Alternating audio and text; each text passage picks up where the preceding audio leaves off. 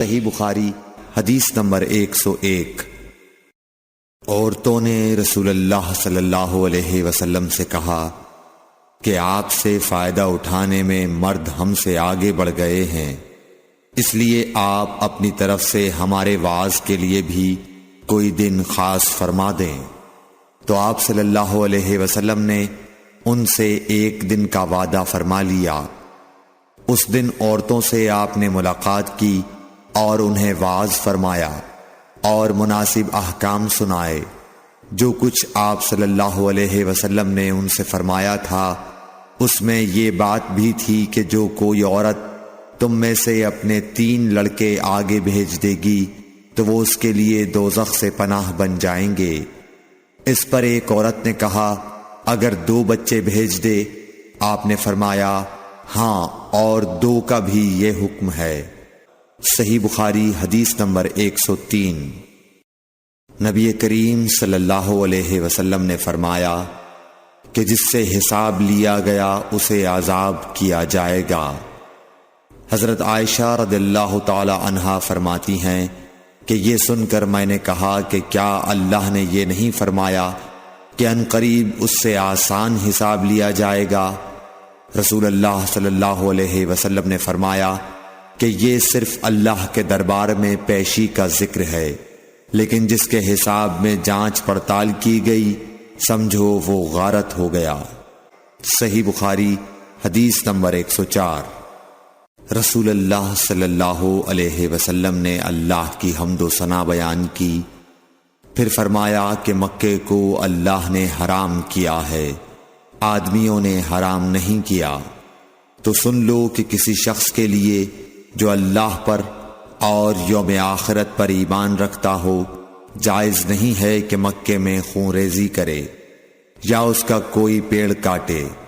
پھر اگر کوئی اللہ کے رسول کے لڑنے کی وجہ سے اس کا جواز نکالے تو اس سے کہہ دو اللہ نے اپنے رسول کے لیے اجازت دی تھی، تمہارے لیے نہیں دی، اور مجھے بھی دن کے کچھ لمحوں کے لیے اجازت ملی تھی، آج اس کی حرمت لوٹ آئی جیسی کل تھی، اور حاضر غائب کو یہ بات پہنچا دے۔ صحیح بخاری حدیث نمبر 105۔ ایک مرتبہ ابو بکر رضی اللہ عنہ نے رسول اللہ صلی اللہ علیہ وسلم کا ذکر کیا کہ آپ صلی اللہ علیہ وسلم نے فرمایا تمہارے خون اور تمہارے مال، محمد کہتے ہیں کہ میرے خیال میں آپ نے آرادکم کا لفظ بھی فرمایا، یعنی اور تمہاری آبروئیں تم پر حرام ہیں، جس طرح تمہارے آج کے دن کی حرمت تمہارے اس مہینے میں۔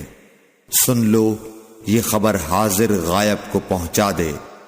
اور محمد راوی حدیث کہتے تھے کہ رسول اللہ صلی اللہ علیہ وسلم نے سچ فرمایا۔ پھر دوبارہ فرمایا کہ کیا میں نے اللہ کا یہ حکم تمہیں نہیں پہنچا دیا؟ صحیح بخاری حدیث نمبر 106۔ رسول اللہ صلی اللہ علیہ وسلم نے فرمایا کہ مجھ پر جھوٹ مت بولو، کیونکہ جو مجھ پر جھوٹ باندھے وہ دوزخ میں داخل ہو۔ صحیح بخاری حدیث نمبر 107۔